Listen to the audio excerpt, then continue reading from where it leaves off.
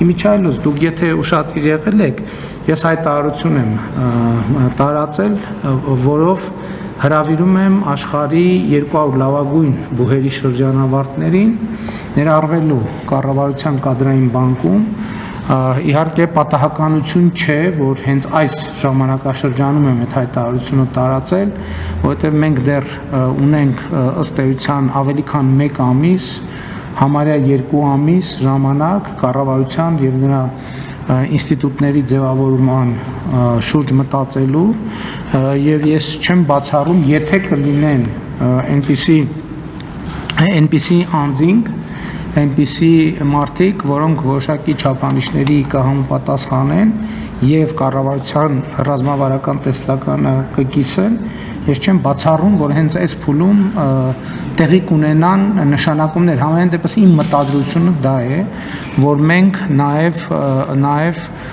նոր մարդկանց բերենք եւ եթե ձեր մոտ հարց ծագի, իսկ ինչու այդ հայտարարությունը ես չէի անում, ասենք օրինակ մի տարի առաջ, տարի ու կես առաջ, որովհետև իմ փորձառությունը ցույց էր տալիս, որ դա հաջողություն չէր ունենալու, բայց քանի որ մենք որդեգրել ենք կատարողականի հիման վրա վարձատրության համակարգ, արդեն նման կրթական ճանապարհ եւ որակավորում ունեցող մարդկանց համար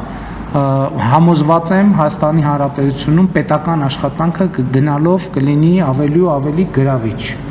եւ սրանից կօգտվեն միայն ու միայն Հայաստանի Հանրապետության քաղաքացիները, միայն ու միայն շահառուները, այդ թվում լրատվամիջոցները, որովհետեւ ասել եմ, որ մենք մեծ բարեփոխում ենք պատրաստում, որը շատ մեծ աշխատանք է պահանջում, հենց միանգամից հնարավորինս շուտ, եթե այլ տեխնիկական խնդիր չլինի, մենք հենց հունվարի 1-ից կփորձենք դա անել, կփորձենք ամեն ինչ կանենք, որպեսզի համընդհանուր հայտարարագրման համակարգում յուրաքանչյուր հայտարարագրող քաղաքացի հնարավորություն ունենա իր հայտարարագրման մեջ նվիրատվություն անել 3 սուբյեկտի՝ լրատվամիջոցի, կուսակցության եւ հասարակական կազմակերպության։ Իհարկե հիմա քննարկում են նաեւ գուցե այդ շահառուներ նույնպես մտցնենք, բայց ես ուզում եմ ձեր ուշադրությունը հրավիրել, կարծում եմ սա շատ կարեւոր բարեփոխում է, որովհետեւ մենք նաեւ լրատվամիջոցների համար հնարավորություն ենք ստեղծում, որպեսզի իրենք ուղիղ ֆինանսավորում ստանան իրենց ընթերցողներից եւ նաեւ ընթերցողները քվեարկելու հնարավորություն ունենան այդպիսով։ Ուզում եմ հիշեցնել, որ խոսքը շուրջ 70 միլիարդ դրամի մասին է սոցիալական կրեդիտները, այսինքն իրանց սոցիալական կրեդիտներից որոշակի սահմանափակումներով իհարկե մարդիկ հնարավորություն կունենան ֆինանսավորել կուսակցություններին, լրատվամիջոցներին եւ հասարակական կազմակերպություններին։ Այո, դրվելու է, ռեեստրը լինելու, ասենք մարդը դուք որ լրատվամիջոցից եք, իրականում է։ Ասենք մարդը, երբ որ համընդհանուր հայտարարագիրը լրացնի եւ սոցիալական կրեդիտները ստանալու փուլում ինքը կարող է ընտրել, որ ենթադրում ենք կառաջարկ, որ 1000 դրամ լինի սկզբնական շրջան, որտեղ շատ մեծ թվով մարդկանց մասին, ասենք օրինակ, եթե 1000 կա, անգամից 1000 դրամ նվիրի այսինչ լրատվամիջոցին, 1000 դրամ այսինչ կուսակցությանը, 1000 դրամ այսինչ հասարակական կազմակերպությանը եւ այս սոցիալական կրեդիտ։ Ճիշտն ասած, չենք մտածել, որ պարտադիր է մի կամավոր երևի, որ մարդը պետք է ուզենա, ոնց իրեն պարտադրեն, որ չէ պետք է նվիրել։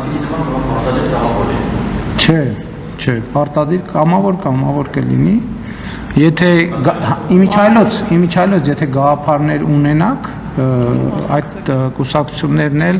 հասարակական կազմակերպություններն էլ, լրատվամիջոցներն էլ հաճույքով կքննարկենք։ Բայց էլ եմ ասում, խնդրում եմ հաշվի առեք, որ սա բոլորովին նորմալ է լինելու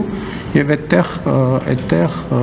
պետք է աշխատենք, որպեսզի հասկանանք։ Ես հույս ունեմ, որ այսպիսով մենք կկարողանանք հասնել նրան, որ Հայաստանում եւ հասարակական կազմակերպությունները եւ լրատվամիջոցները եւ կուսակցությունները հասնեն անկախության մաքսիմալ աստիճանի։ Համենայն դեպս այդ մեխանիզմը ստեղծվում է եւ վստահ եղեք, որ մենք ամեն ինչ կանենք, որ այդ համակարգը զարգանա։